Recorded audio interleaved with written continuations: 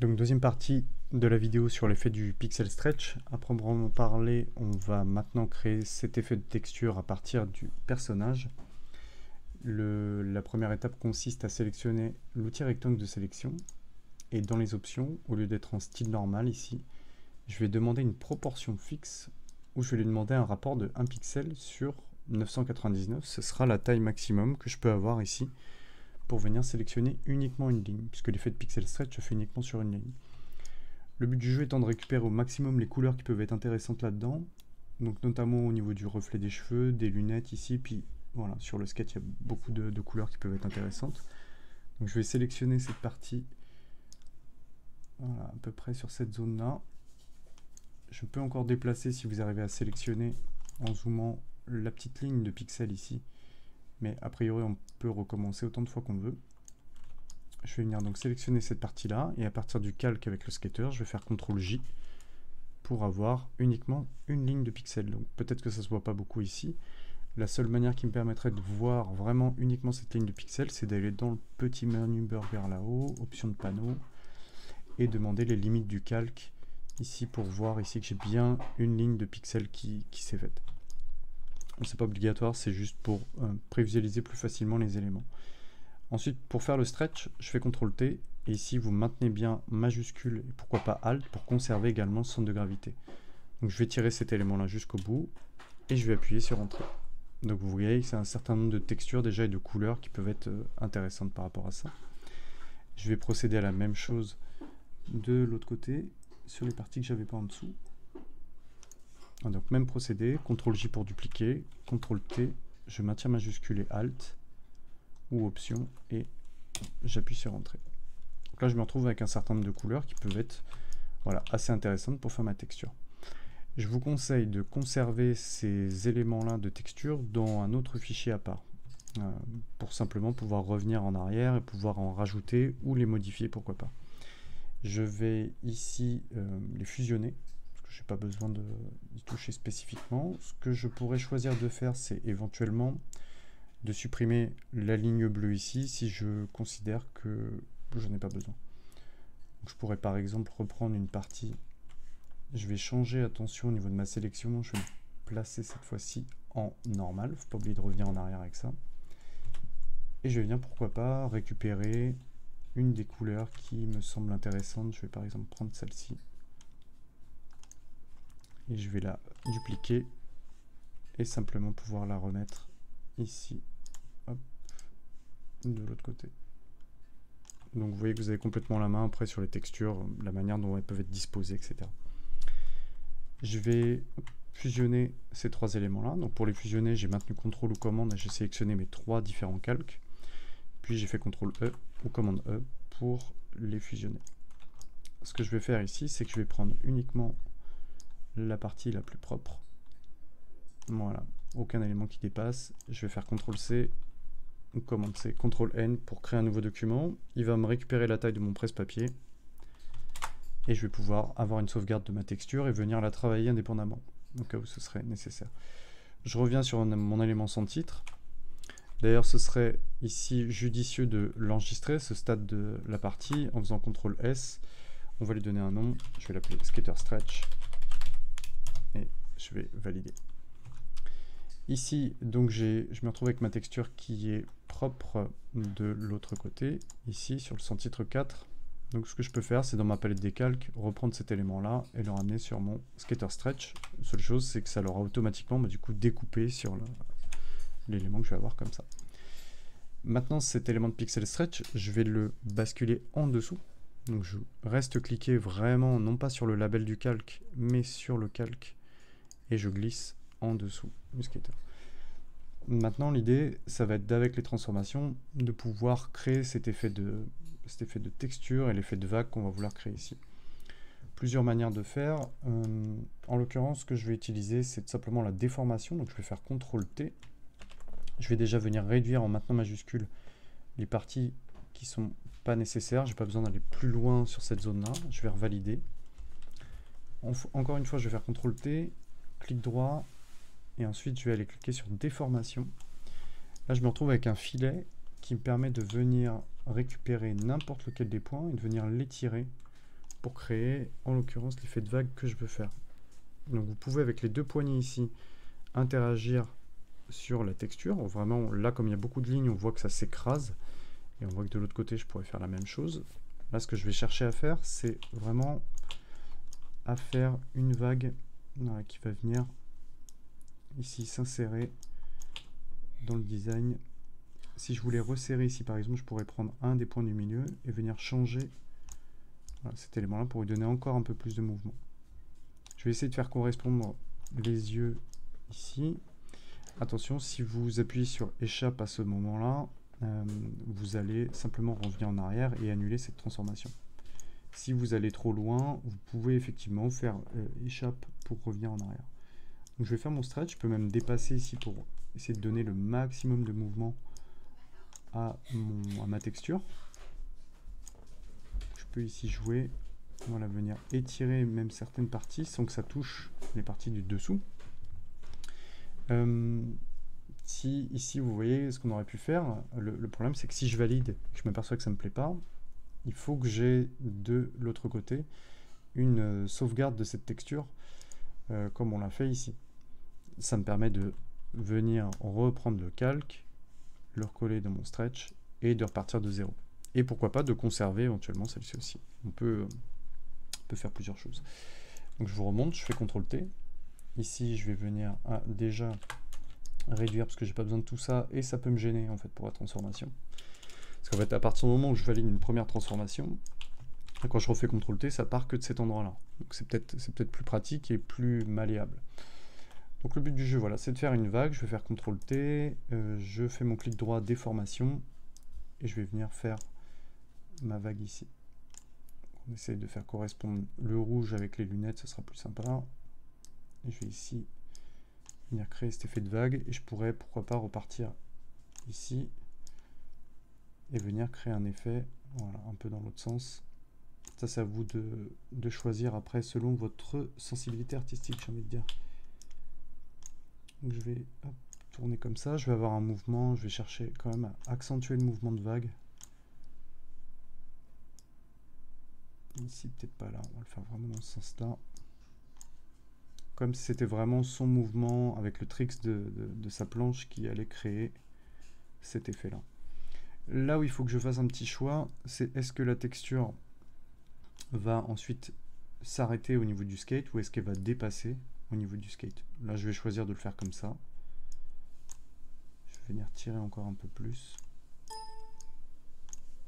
Alors, il a tendance à faire des petits bruits comme ça, de petits clics. Si vous venez cliquer en dehors de la zone de filet, c'est juste pour vous avertir qu'il n'y a rien qui va se passer. Donc, c'est plutôt sympa ou plutôt énervant, selon si vous avez tendance à cliquer vraiment en dehors. Donc là, voilà, je fais ma petite transformation. Il faut vraiment prendre le temps de faire ça. Et je vais venir ici ensuite valider. Pas hésiter à faire remonter après certains éléments de vecteur. Vous voyez, quand je les tire, ça peut donner des effets qui sont très sympas ici. Ça manque encore un peu de mouvement. Je vais venir écraser et remonter ce point là pour vraiment avoir une bonne ligne de mouvement ici qui va suivre une courbe. C'est vraiment l'intérêt de faire un pixel thread, c'est de venir ajouter encore du mouvement à l'intérieur. Donc là ça me convient, je vais appuyer sur valider. Je vais comparer avec ce que j'avais avant. Ouais, c'est quand même beaucoup plus sympa. Je vais garder uniquement celle-ci. Maintenant, pour supprimer cette partie-là, je ne vais pas effacer, je vais venir simplement appliquer un masque.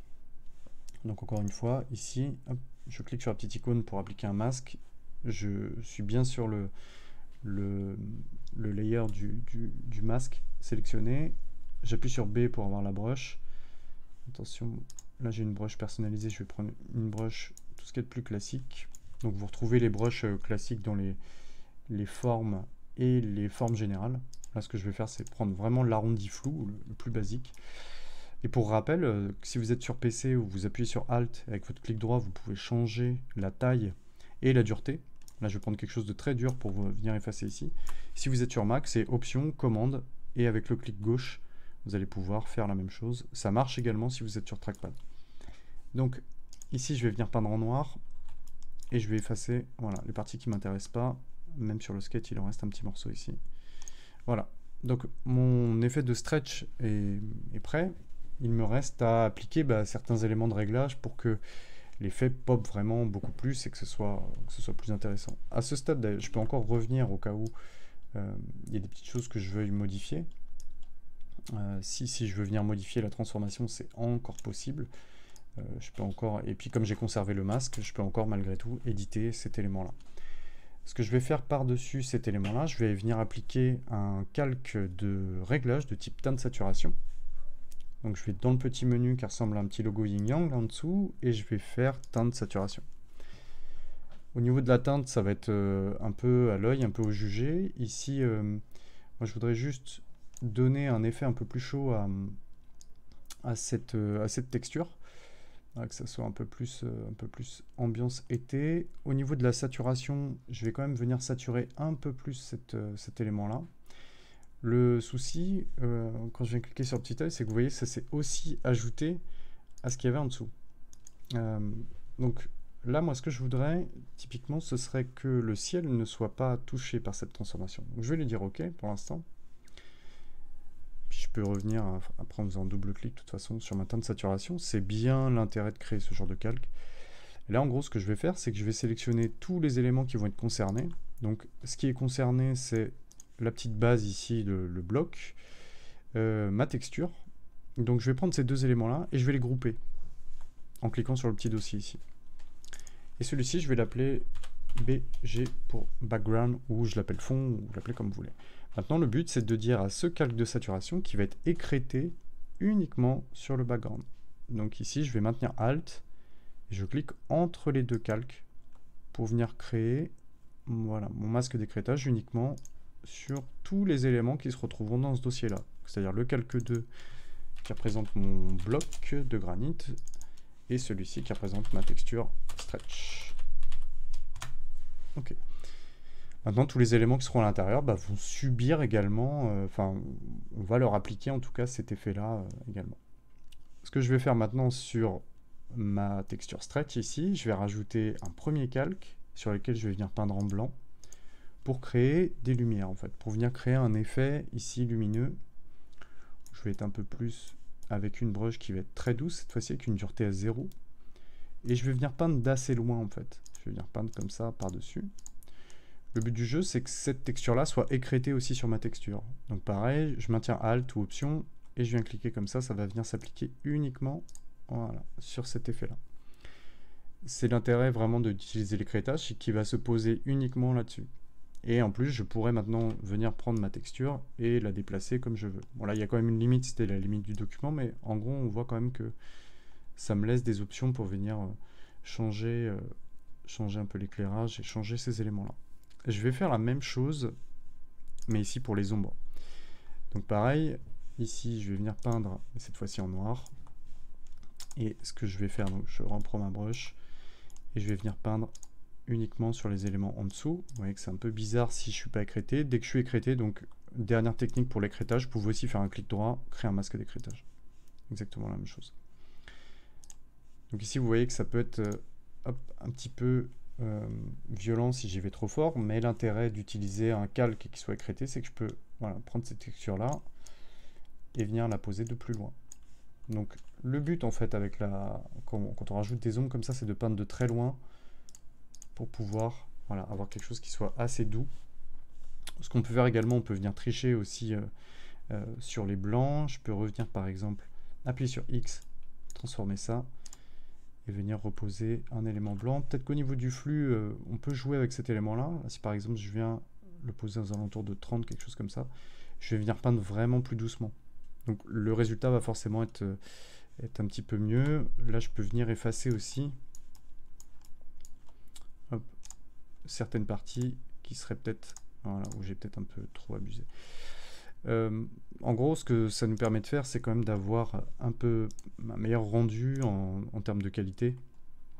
Donc là, je vais rajouter encore une petite ombre. Il y a d'autres éléments qui sont possibles. Ce qu'on peut faire également avec ça, pour avoir des effets sur les zooms qui vont être différents, c'est changer leur mode de fusion. Ici, je pourrais par exemple placer le calque qui va être donc mon calque ombre en produit. Donc ce que ça permet de faire, vous voyez, c'est de rajouter vraiment une petite ombre qui va être assez douce sur ces éléments-là. Sur le calque des couleurs, des lumières, que je vais appeler light, on pourrait le placer, lui, en incrustation. Ça va vraiment faire pop un peu plus l'élément. Mais si je fais comme ça, je vais quand même rajouter alors un dernier calque blanc pour venir rajouter un peu d'éclairage direct. Donc je prends voilà, la couleur blanche, je suis en opacité à 100%, mon flux à 30%, avec une grande brush très douce. Et je vais venir rajouter de très loin des éléments qui vont être blancs. Ça va venir un peu pâlir, on va dire, la texture et lui donner un petit côté un petit peu différent. Voilà. Un petit peu. Alors je sais pas pourquoi j'ai ce bruit là. Ah ok. Une fois que vous avez ça, je peux revenir replier après le dossier et regarder éventuellement qu'est-ce que ça faisait sans les ombrages, qu'est-ce que ça fait avec. Alors là, je m'aperçois que celle-ci, elle est peut-être un peu forte. On peut après réduire l'opacité si on juge que c'est trop fort. Voilà, le but, c'est juste d'aplanir un peu ces couleurs-là. Au niveau de la post-prod, je vais appliquer certains éléments pour le rendu final, que ce soit sur le personnage ou sur l'image au global. Donc, on va venir se placer par-dessus. Et je vais rajouter ici un calque de... le premier calque qu'on va rajouter, ça va être d'exposition. L'exposition, elle va permettre d'augmenter, comme si on augmentait en fait l'exposition au soleil en fait, pour tout le monde. Donc là, je vais jamais aller beaucoup plus loin que 0,50, c'est déjà beaucoup. Au niveau du décalage, je vais vraiment faire un tout petit décalage. Là, ça blanchit encore une fois l'élément. C'est vraiment comme si le sujet était exposé directement au soleil. Et c'est cohérent dans notre image parce qu'on voit qu'il est, lui, effectivement très exposé au soleil ici. Alors, une fois qu'on a cet élément-là, simplement ce que je vais faire, je vais rajouter un deuxième calque de densité. Là, je ne vais pas commencer par la densité, pardon. Ce qu'on va faire avant, ce serait une petite correspondance couleur pour venir augmenter la valeur des éléments que je vais avoir ici, notamment au niveau du noir. Quand je clique sur le calque de réglage de type correspondance couleur, je vais pouvoir importer ce qu'on appelle des 3D LUT, des lookup tables, qui sont utilisés dans plein de logiciels, notamment de vidéomontage la plupart du temps. Et celui que je vais choisir, c'est le film stock _50.3D LUT. Et vous voyez tout de suite ce qu'il va faire, on a tout de suite l'impression que le sujet pop beaucoup plus, et que c'est beaucoup plus sympa à regarder. Quand je regarde de loin, vous pouvez regarder comment c'était avant et comment c'est après. Donc on voit comment c'était juste avant, à la fin du pixel stretch, et les deux petits calques que je vais rajouter ici. La correspondance couleur, on peut jouer aussi avec, on peut jouer sur des modes d'éclaircissement ou alors d'incrustation, si vraiment vous voulez changer le contraste. Je pense qu'en éclaircir, en l'occurrence, ça peut être pas mal. Ça va juste renforcer encore le sujet, et ce que ça vient faire aussi, c'est que ça vient rendre un peu plus homogène tous les éléments qu'on peut avoir ici. On peut jouer aussi avec des dégradés à l'intérieur ou ce genre d'éléments. Là, en l'occurrence, ce filtre-là, je vais peut-être diminuer un peu l'opacité pour le placer à 50%, aux alentours de 50%. Donc voilà, déjà, cette compo en elle-même se suffirait presque à elle-même, j'ai envie de dire. Dans la troisième partie de vidéo, ce qu'on va faire, c'est que je vais rajouter de la typographie et certains éléments personnalisés. N'hésitez pas à laisser des commentaires si vous voulez ajouter certaines choses. Et voilà, à lâcher un pouce bleu si cette vidéo vous a plu. A tout de suite pour la partie 3.